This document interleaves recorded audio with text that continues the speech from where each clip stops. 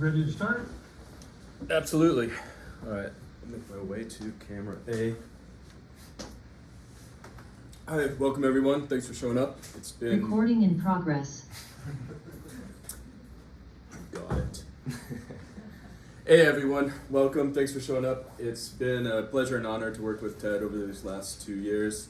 I first met him as a master's candidate. He had an exceptional transcript coming from Indiana University. We got to know each other a bit on the phone, and I learned so much more beyond just his academic background. He's a world traveler, he's a real adventurer, spends a tremendous amount of time in nature, and so I found it quite serendipitous that he was able to match his passions with his environmental science master's degree here at Western, studying the environmental consequences and solutions to ecotourism. And I particularly in these last few months, he's really turned what I feel is a thesis work into a synthesis work where he's married science and data gathering to real solutions that include things much more beyond kilograms of carbon. And I'll let Ted take it from here. All right, well, thank you all for coming. I so appreciate your presence, both physically and in this virtual world that we have now created and have been a part of. So, for those who I have not seen in a while, does it look as though I've aged as much as I felt that I have in the past few months? Because, wow, what a process this has been. But I am so excited to share the things that I've been cultivating and really working towards over these past couple of years, and probably before, in terms of synthesizing that thought. So, like Charlie said, I've been a long-time traveler. My father was an inspiration. He will be traveling into this room any moment now, in fact. And I've been an experiential educator and a cycling and hiking guide for almost the last decade. So I wanted to really understand what was the impact that has been associated with this realm. And more importantly, like, impacts are sometimes easy to identify. What do we do about it? What are the solutions that can be encompassed? How do we integrate a framework that can actually cover these things? So I'm looking in one particular way at a race called Ski to Sea, which is based here in Bellingham. It covers a total of 90 miles or so, and in that time, there's a lot to cover distance-wise. I also have a lot to cover, so let's get into it.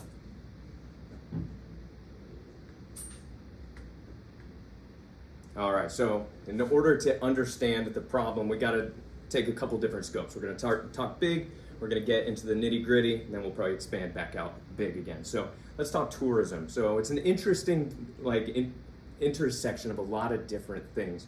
There's infrastructure, there's transportation frameworks, there's food, there's lodging, but it's also sociology, it's economics, it's politics, it's philosophy. So this convergence is not so easy to quantitatively describe in many ways. So it's been evolving, but on the global scale, it's a huge economic force. We're looking at around up to 10% of global GDP that is defined by indirect relationships with global tourism. And then in addition to that, it's expected to grow. I'm particularly looking at the ecotourism subset today, but that in combination with what's underneath it hierarchically ends up being close to $1 trillion industry by 2030. So there's expansion potential there. But on the flip side of that, about 8% of all emissions that are emitted throughout the world, we end up with about 8% that comes from global tourism. So this is a problem that needs addressing, especially when you consider that it is going to grow. So how do we intercept this process between the growth of an industry that has potential, but also one that can be highly carbon intensive? So let's get into the nitty gritties in terms of ecotourism, the sub-development of what this idea is going to look like. So tourism is not just sipping a pina colada on the beach. There's a lot of different ways in which you can actually engage with tourism. I'm focused more in the alternative tourism realm, or ecotourism, and that's going to encompass natural tourism, adventure tourism, and depending on the sport, sports tourism as well. So there are a few underpinnings that are really important to help identify and define ecotourism. First and foremost, it has to have a minimum environmental impact. Without that as a tenet, it doesn't really fit the definition of what ecotourism is. It has to have a minimum impact with an accompanying respect for the cultures that are actually hosting that as well. There needs to be a grassroots economic benefit that accompanies this, and it needs to stay predominantly local. And these are sort of the underpinnings that then lead into recreational satisfaction of the visitors. Without those other foundational ones, you can't really ascribe it as ecotourism. It's just another form of greenwashing.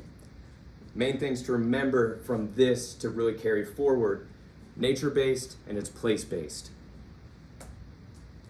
So from here, how do we apply some of the tools that we need to really understand the scope of the problem and then what to do about it? Life cycle analysis is one of the ways that we're able to do that, and that is sort of the standard in terms of how we measure impact for a product or a process or a system. So this is what we're going to be applying overall in order to really get an understanding of the emission streams and then be able to galvanize a solution response based on that. So there has been a large amount of LCAs that have been conducted in the tourism space, and it really can change in scope. It can be the tourism for an entire country for an entire year, say Japan or Iceland, but it can also be something small like, what is the best cup type to use at a stadium in terms of major impact? So understanding that scope really helps you cultivate what level of impact you can really assess and then manage. Right now, there's a deficiency in the smaller and medium scales, so this work is one that really helps present a foundational basis for something that is far more involved in the day-to-day communities. So if you take a look at the chart up on the top right, you'll see that micro and amateur events, this is for the International Tennis Federation as one example, almost completely dominate the amount of participation within local communities. It's not the World Cups or the Olympics or the tennis championships that are the real engagement with society. It's on this lower level, so understanding this lower level is really important in being able to move forward. So in order to start developing my own system, hello, welcome in. We have 2 seats already devised for you.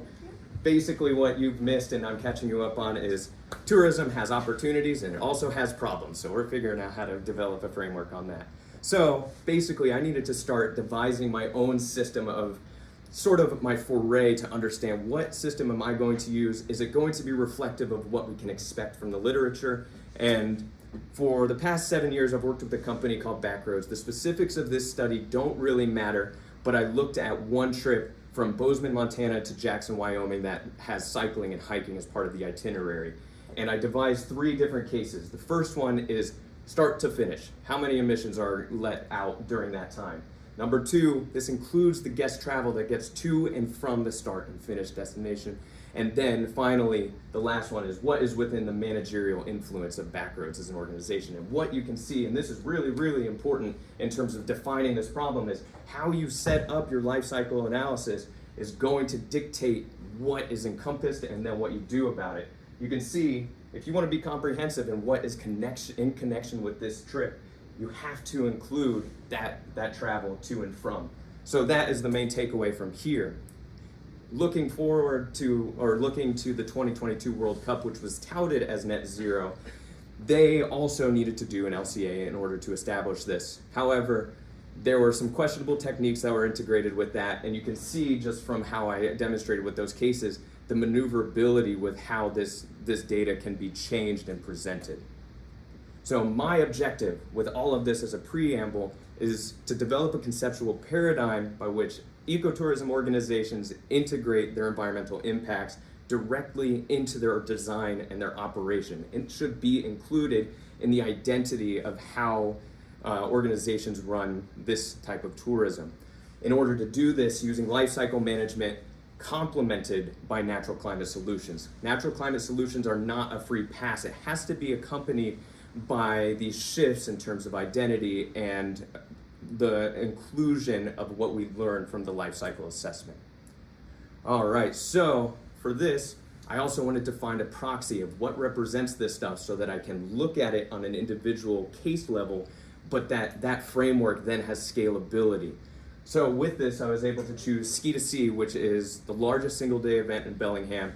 It is a community-wide affair. It travels over 90 miles, over 7 legs that take into account skiing and being on foot and bikes and boats, and it is a really cool adventure event. However, in line with what I've identified, any sort of tourism right now is going to have impact. I wanted to figure out how to address that, and luckily the race organizers were also interested in doing an exploration into this realm. So my goal for this was to conduct a comprehensive LCA that is really incorporating all of these connection points, utilizing that LCA to identify the potentials and then develop a framework for natural climate solutions in conjunction with the remainder of what can't be minimized, and then finally standardizing this network and framework as a decision-making tool for which ecotourism organizations can apply this no matter where they are. What makes it a good proxy overall to be a carbon conscious event? It's nature-based, sort of what we described. It is place-based. You've got to be here to do the race, and that's part of the draw. It's community-oriented. Really, Bellingham revolves around this race on this day. And then there's a social predisposition for outdoor recreation, both of the participants, but the community at large. All right, so we've defined our objective. Now we got to get on a course to get there. So right now we need to identify the problem. Ecotourism has emissions. It's going to continue to grow. How do we change that?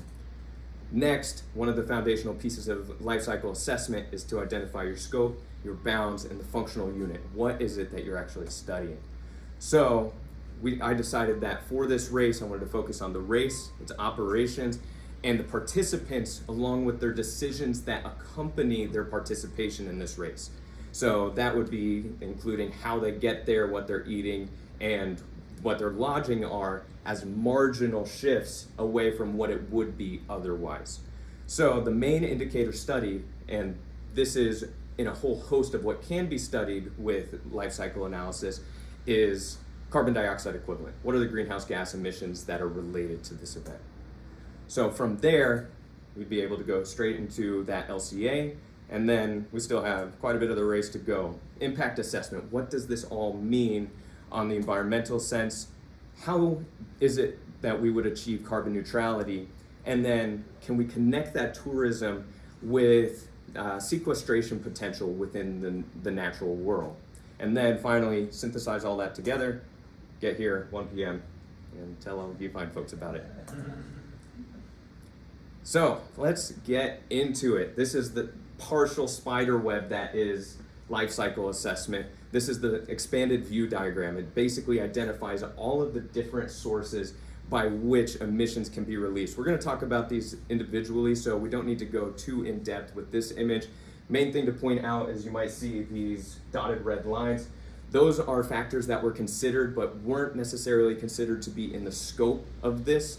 There's going to be far more detail if you want to sit down and read a 100+ page paper about all of the specifics. It's hot off the presses soon. However, we only have 40 minutes today, so I want to avoid like auctioneer mode and keep us on task. There's one major omission from this, and that is the inclusion of the amount of coffee I had to drink to really keep this process moving along.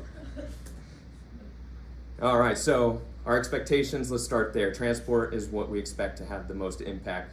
Let's look in particular at how people are getting to and from the race.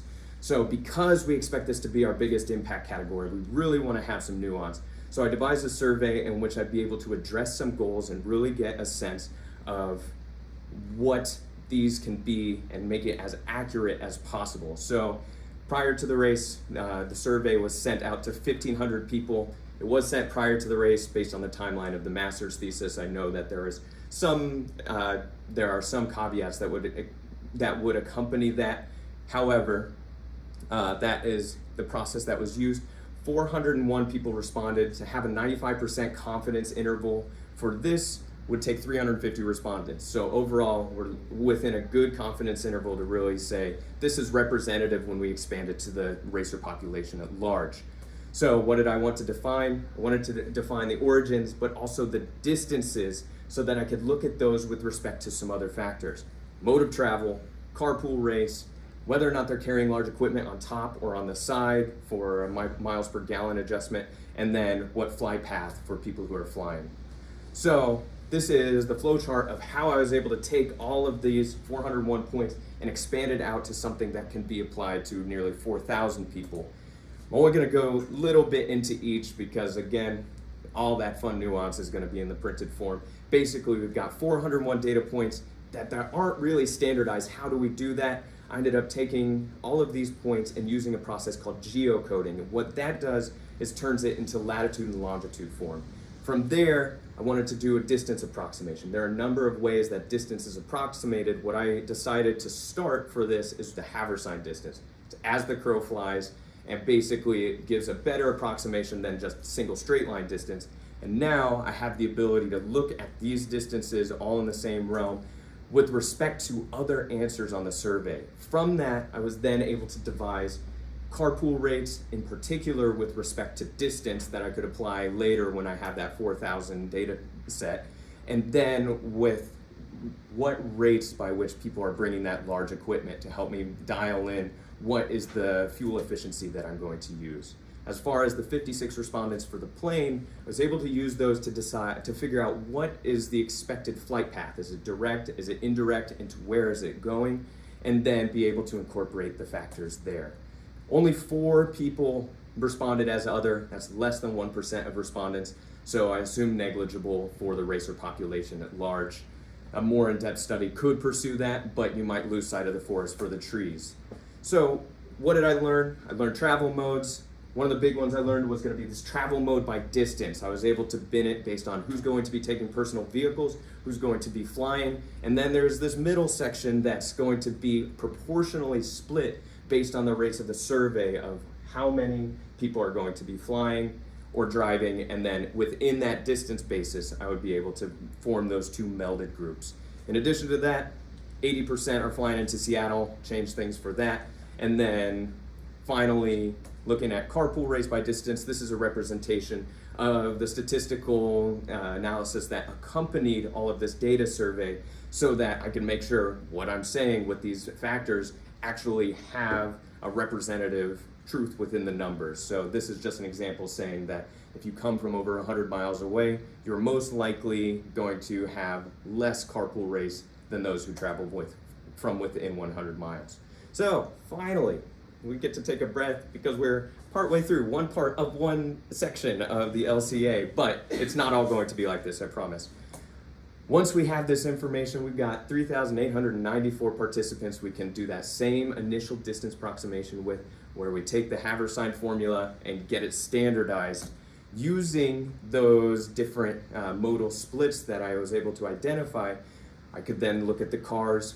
However, one quick caveat on this is if you're driving, you're not coming on a straight line over a sphere, that's for sure. So I used a Google Maps API in which I was able to take all of the origin latitude and longitudes and direct them to Bellingham, and that added about a 15 to 20% premium on what the haversine distance was, but it's more reflective of reality. Incorporate the other factors, and then you multiply that total mileage by the fuel intensities of the different fuels. So anytime you burn a fuel that's carbon-based, there's going to be carbon that's emitted to the atmosphere. Also, there might be other chemical residuals like methane or nitrous oxide that also act as greenhouse gases. So incorporating all of that into that total driving miles, we got our total driving emissions. With the plane, changed my haversine distance to go to Seattle and incorporated a factor that was more in tune with getting there, and then proportionally people are going to need to drive to Bellingham, so also including that. So from there I was able to aggregate all the flight miles in total, look at that on a per mile basis per passenger, and integrate those other factors identified for total flight emissions. As I said, we've got a proportional melding of 2 different groups that combined both of these techniques.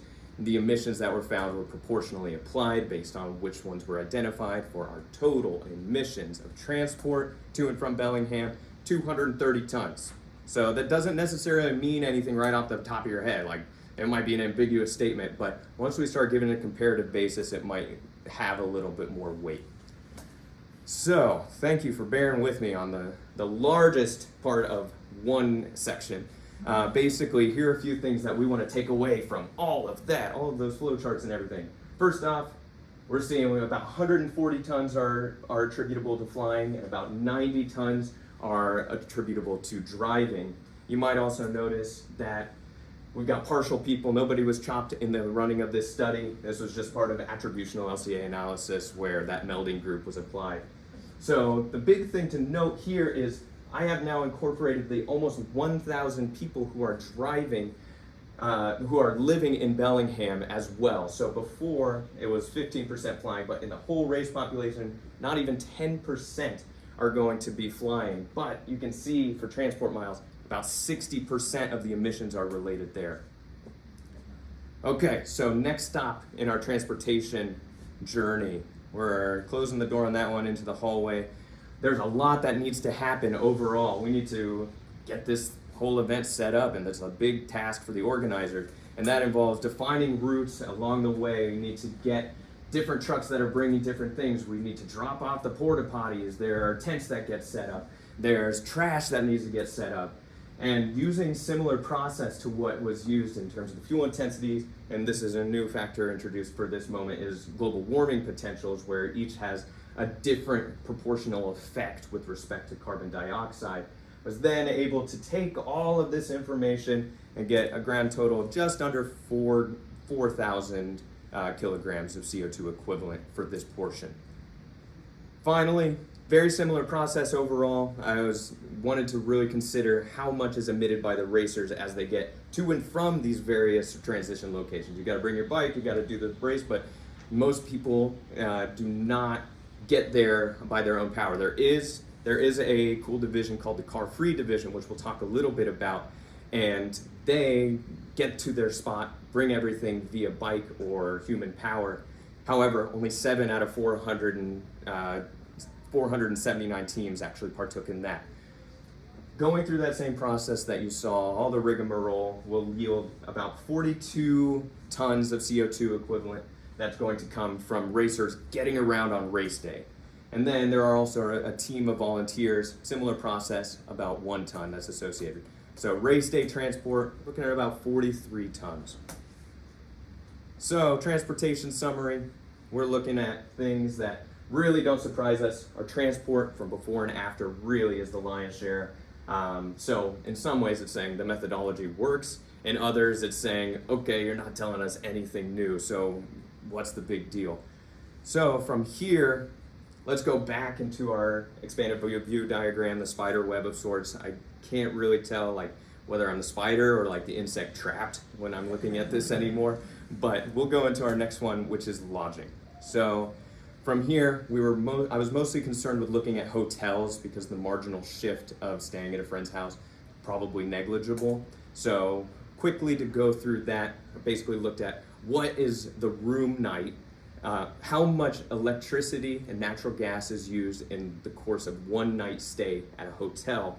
From there, I was able to, using carbon intensities for the grid and expectations for how much natural gas would be used regionally, being able to find what is the carbon intensity of 1 room night stay, integrate that into the total number of room nights that are identified because of a survey that is administered with registration, where people say, I'm staying in a hotel or I'm not, and I'm staying for this many nights. So I was able to get a total of room nights to use for that emissions intensity for a room night, coming up to around 36 tons on that.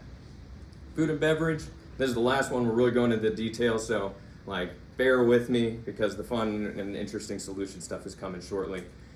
Looking at all of the summary, all of the vendors, what are they selling? What is the carbon intensity of that food? How many units are sold of each of those functional units? Interviews directly with them, finding what fuel, combining all of this to get around 4 tons. What is the largest contributor?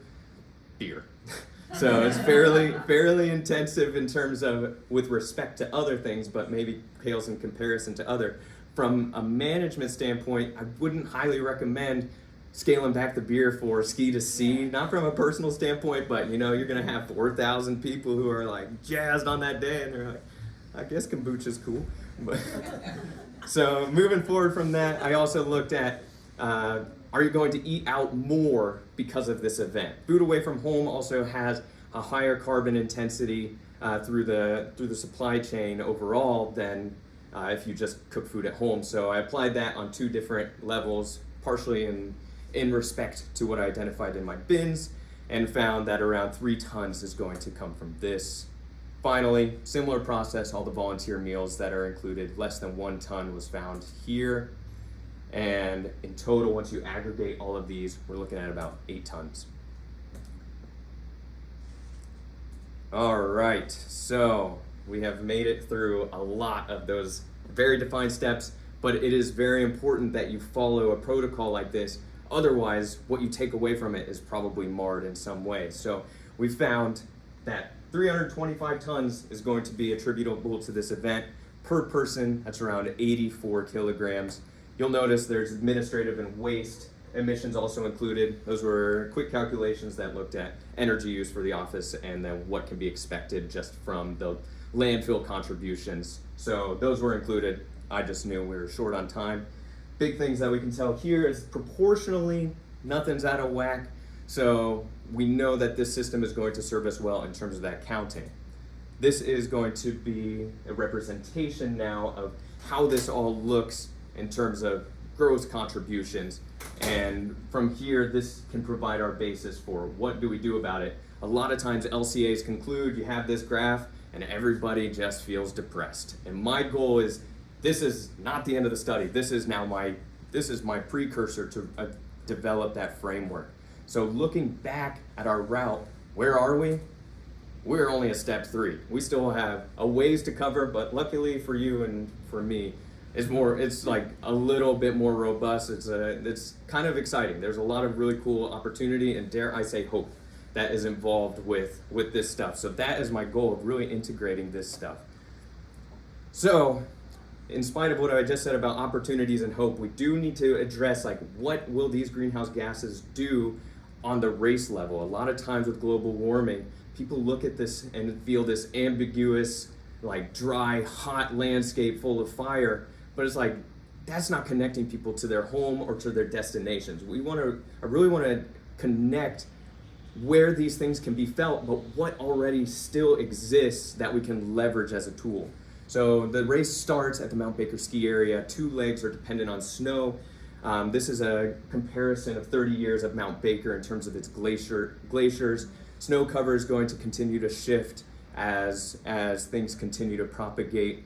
And this also affects the hydrological cycle and general ecosystem and health as well as you go down through the various watersheds that this takes place. Additionally, the bike ride takes place through the Mount Baker Snoqualmie National Forest.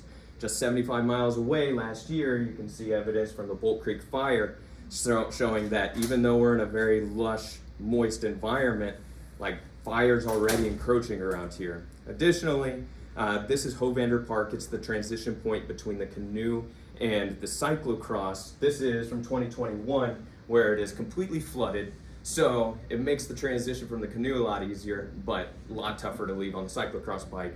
And then finally, the heat dome from 2021 impacted a lot of marine animals. Almost 1 billion regionally were killed because of that heat dome. And the race finishes in Bellingham Bay, which is a place that is home to a number of these creatures. So it is not just this far off thing, like it is happening here on the race course, here in this community, and by proxy in communities everywhere. And I want to stress that point. So this signals that there are treasures that are worth being an ally with, but that they're still here. There's something that we can work with and towards. But you know, that all sounds pie in the sky, lofty, ambitious. What do we do about it? So I've identified that there's a field called life cycle management in which you're able to incorporate all of these principles into really thinking about what you do. So first off, you got to define the objectives. Next, you need to conduct the LCA overall. And you want to really be comprehensive. And one thing that I just glanced over, the objective setting is very important. If you don't know to where you're going, how are you going to construct a path to get there?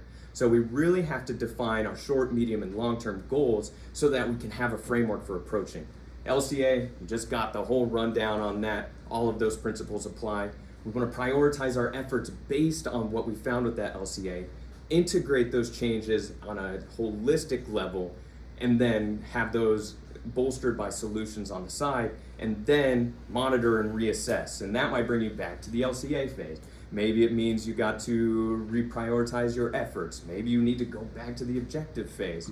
But overall, this is an iterative process that's not a single linear path. So let's revisit ski to sea. Obviously, there are 3 big ones that stand out. 2 within transportation, 1 pre and post. The next, that's going to be race day transport for racers and lodging. So I approach those in terms of what reductions can be made immediately and then maybe longer term. So let's take a quick look at what those were looking like. So I was able to do a lot of this process to say what would these reductions look like using the framework of life cycle analysis, just understanding how that would go. Carpooling, if every single personal vehicle had on average 1 more person in that vehicle, we're dropping 30 tons, almost a tenth right there. And then it starts getting pretty small because the assumptions were I want to do something that's almost immediately integratable into the network, but also doesn't rock the boat too much. And we'll talk a moment on that. So the next is if 50 people, for every 50 people that were solo drivers take a bus or a train, you're dropping about 2 tons, 2.5 tons. Lodging, there's partnership with a number of hotels, and because of that, there's an economic force that comes with ski to sea. We don't necessarily want to say, don't bring that economic plus. However, can we work with them to say, let's work on the systems so that for the people who stay for ski to sea, it's less energy usage, but it's also for the other 360 plus days of year where other people are hosted not through the race. Food, 75% of the emissions will come from meat or dairy. Can we coordinate more plant-based menus on the race day? And then car-free, can we get 10 new teams as maybe not huge reductions in CO2, but as symbolism? Can we change the culture of the event where it's like, this is considerate, but it's more of, this is an adventure. So how can we preserve that and spread that feeling instead of saying like, ho-hum, can't do this because of the environment, but we're like, I'm gonna do this race on a bike and the whole way, you know? I think that's a really cool opportunity. So that was all incremental shift. What about identity shift? There's one race in particular called the Great Britain Divide that you are not allowed to fly to get there to start or finish. So what if that was incorporated? Right now, this is just a quantitative recommendation. If the race organizer is watching this, I'm not trying to rock the boat. This is just a quantitative recommendation. You make this a no-fly event, now you're dropping almost 140 tons. Combined with the other ones, we have dropped over half of the emissions related to the event like that. So that is really changing the shift and momentum of how things are pursued overall. From here, how do we make this event carbon neutral? And there's some interesting background we just need to touch on, and that is going to be how carbon interacts between our society and the environment. So over here on the right, for all of you, the current sources are where all of the atmospheric carbon comes from, goes into the atmosphere, and then there are some sinks. So carbon neutral design is one that you measure your impact, but then you are able to balance that by taking carbon out or avoiding releasing carbon in another place. So carbon neutral means that we can remove from these streams and say, okay, we've avoided this many emissions, the exact same amount as what we're emitting, we're carbon neutral.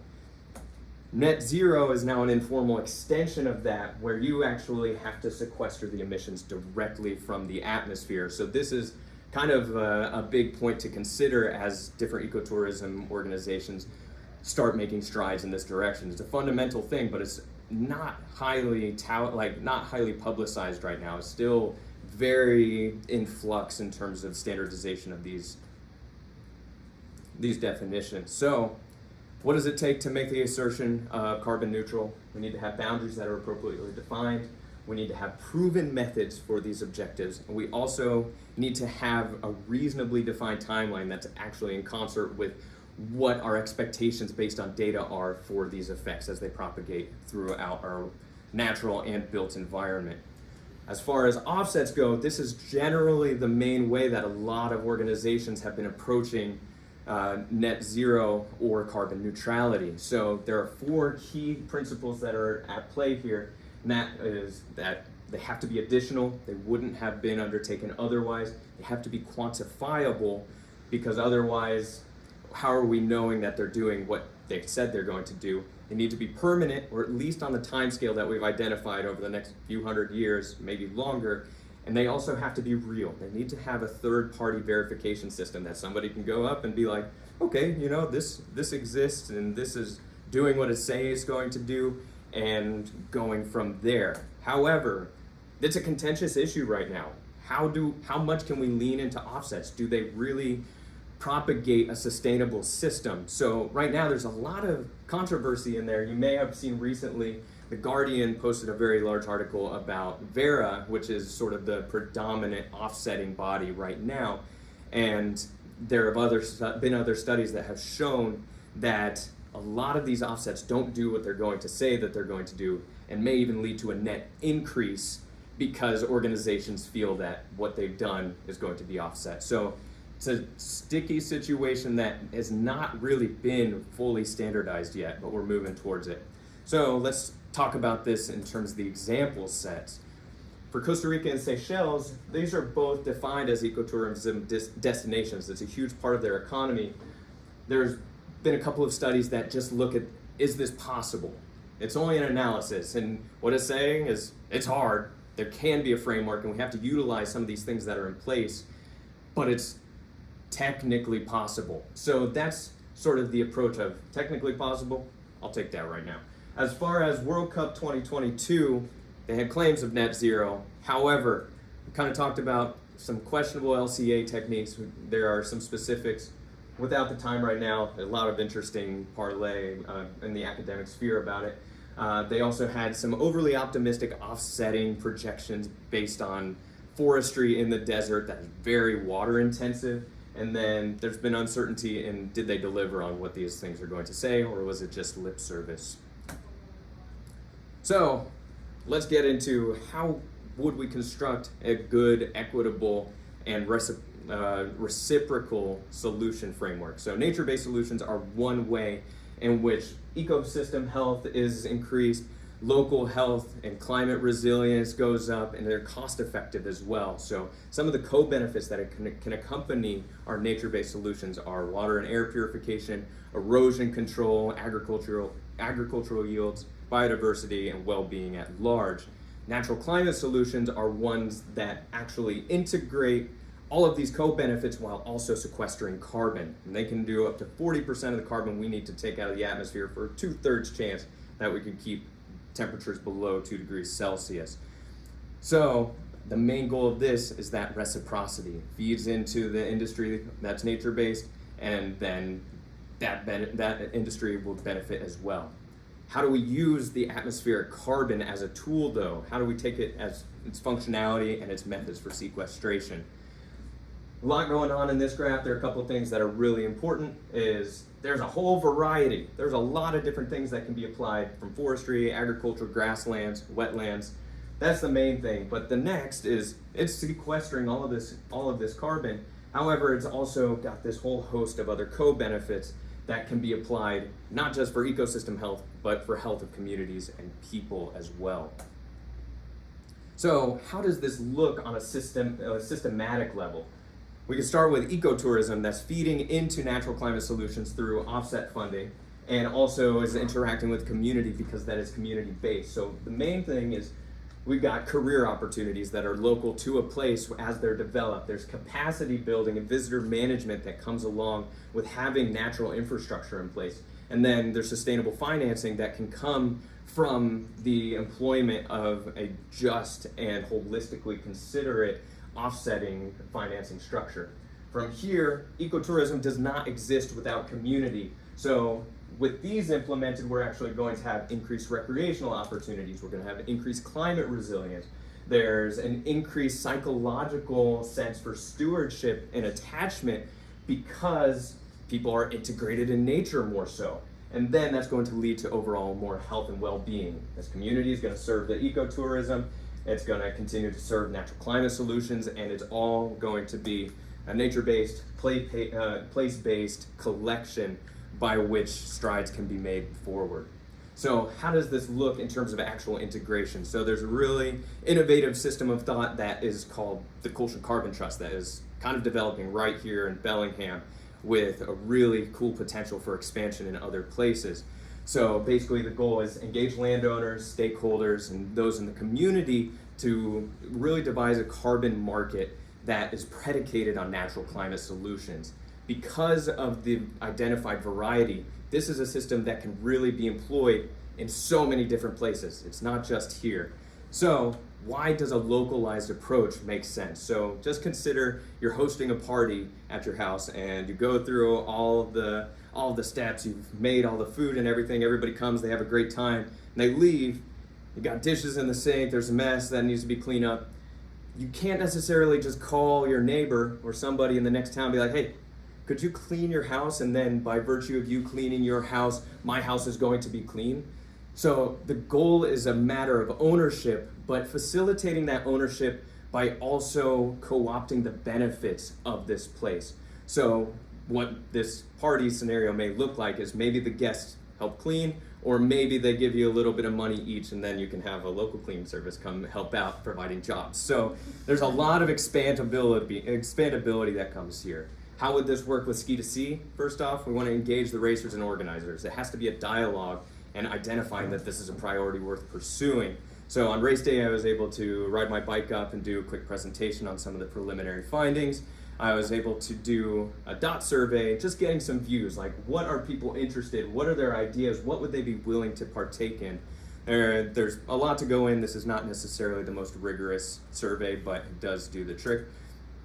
As far as application of the life cycle management techniques, those would be applied to the race, and which could further add to the messaging and narrative and connection of this race to the natural world with which this race relies on. So in addition to that, working within the structure of the Colson Carbon Trust, right now a lot of their pilot projects have been done with biochar. Really interesting, really cool, because there's a lot of really great co-benefits that accompany this in terms of land stability, eutrophication control, storing carbon all during that, agricultural yields. There's a huge potential that this can be expanded and then minimize emissions in other realms through its application. So this would be one way in which this could be applied. And then finally, let's just look at it. Money's going to play a factor in the offset system. Say we looked at all 325 tons right now, and we were able to do a cost-effective implementation of, say, biochar projects. If you were to look at that at $100 a ton, which is sort of a goal right now in the offsetting world, can be less, usually artificially, about $8.37 per racer, which people may be amenable, especially based on the DOT survey. Every single person put either very important or important. Skewed sample, not going to use that as canon, but a representation of how to think about it. With this, there's development potential. This is a map of all of the conservation easements and federal lands that are in the US. And you might also not be surprised to hear that many ecotourism endeavors are also associated with natural places. So if we're able to expand these frameworks together, there can be a synergistic response where, okay, let's internalize some of these natural climate solutions for communities all across the country, and maybe later the world, and then have that feed into a viable system of reciprocity. So we need to standardize those accounting methods. We want to form a partnership of public, private, and academic work that really feeds into one another, continued messaging and education about this stuff, and then widespread application. Let's have the growth of these really facilitate one another more so than they would on their own individual bases. So finally, this is sort of a quick summary. We've got ecotourism. By accounting and reducing the emissions, then restructuring based on that, we can then make up the difference with reciprocating natural climate solutions. The building of the framework of the natural climate solutions then add to community-wide co-benefits as well as opportunities within those natural world. But let's make something else the hub. Let's make natural climate solutions the hub as opposed to ecotourism. And what you'll find is it can be applied to a lot of other nature-based, place-based areas. Agriculture is one of them. You can look at nature-based industry like logging. You can look at it with fishing. And then you can look at municipalities. We need to ensure that we have clean air and clean water and stable land for communities everywhere, not just Bellingham.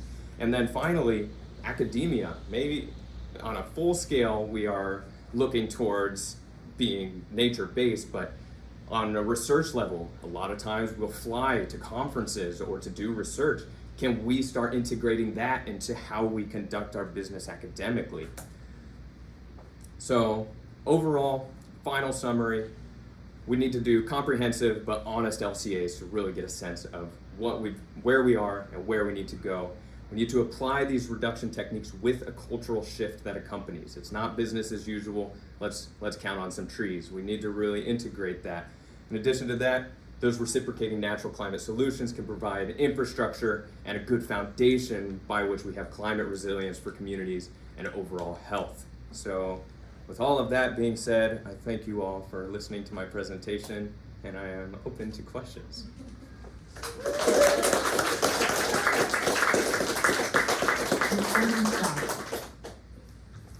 All right, excellent work, Ted.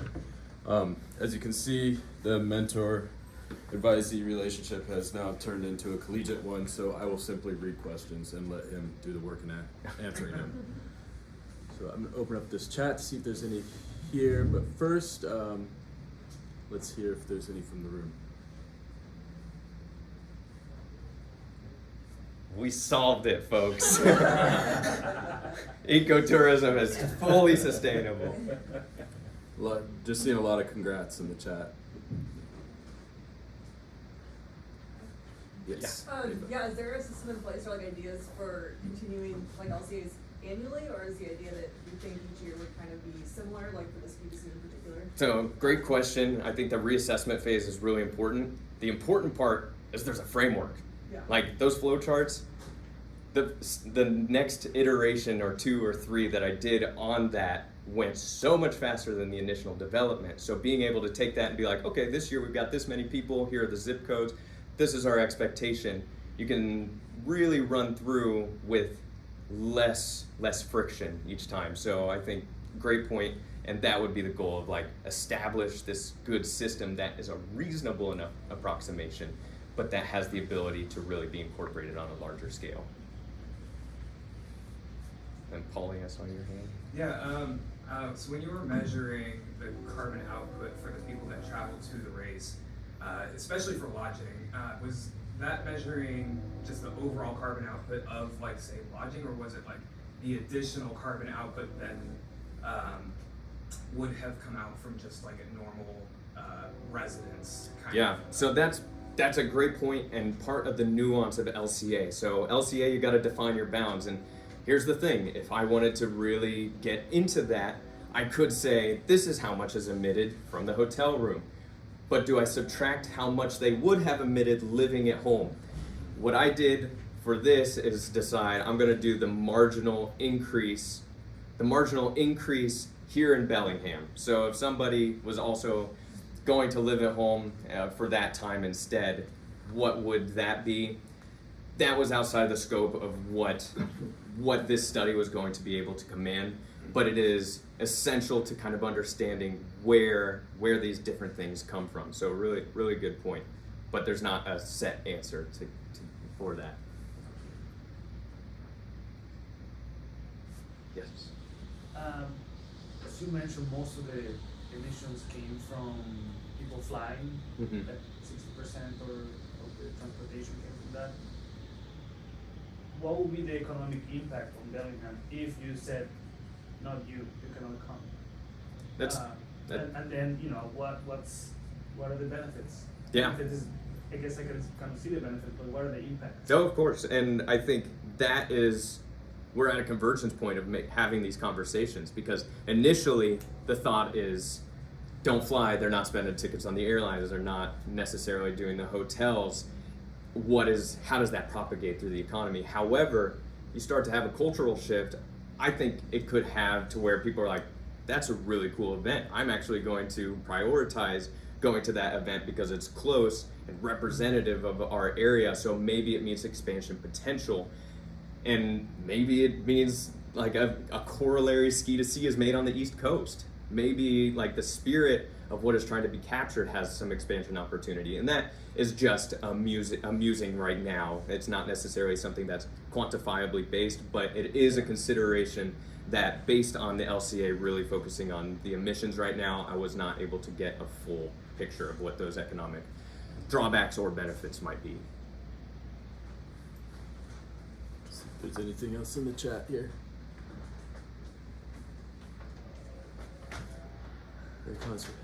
Imagine the amount of work I would also be interested in some.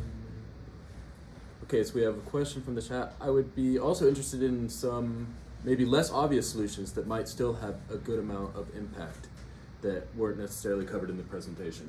Right. So this is where I would say identity shift ends up being a little bit more important than incrementalism. So I think inclusion of really bolstering like a car-free division could be one that is really balanced by what is the spirit of car-free really telling people. It's sort of like independence and problem solving and logistics. Can we make a car-free, maybe not division, but a car-free goal for arriving to Bellingham? How would that shift the operations where it's like maybe we centralize canoes at Riverside Park, and that way, instead of everybody having to pull their own canoes, it's all really much more densely packed onto specific trailers. So can you start implementing a whole system that really allows people to still partake, even in a similar way, where maybe buses then serve the different race sites? So holistic thought is more of like a domino effect, where it's almost, okay, let's change this. How would we accommodate that? But soon you now have an economy of scale that is saying like, all right, now we can actually have some framework of many people who are looking to participate in a different way. And what all of this means is a lot of times it's easier to devise new systems with things in mind that are not trying to restructure what already exists. So as this growth potential happens, I contend that incorporating this life cycle thinking into how this is devised basically stops what emissions would have come from the status quo, and you get to be kind of creative. It has challenges, it takes innovation, but it's a real means of integrating this into the expansion within the tourism world. Great. Any other questions? If not, then I think the advisory committee has to do some magical spells and make a decision. We thank you all for your time, and let's give Ted another round of applause.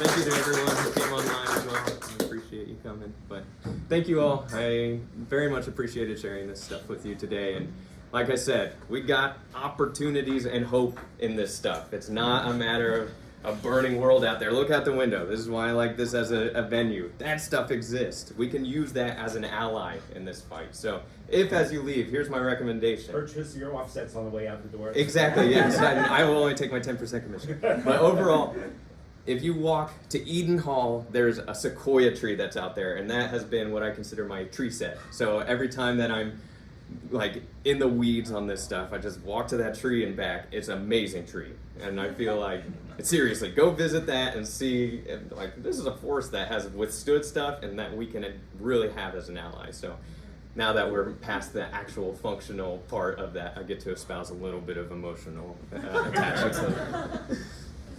What an inspiration.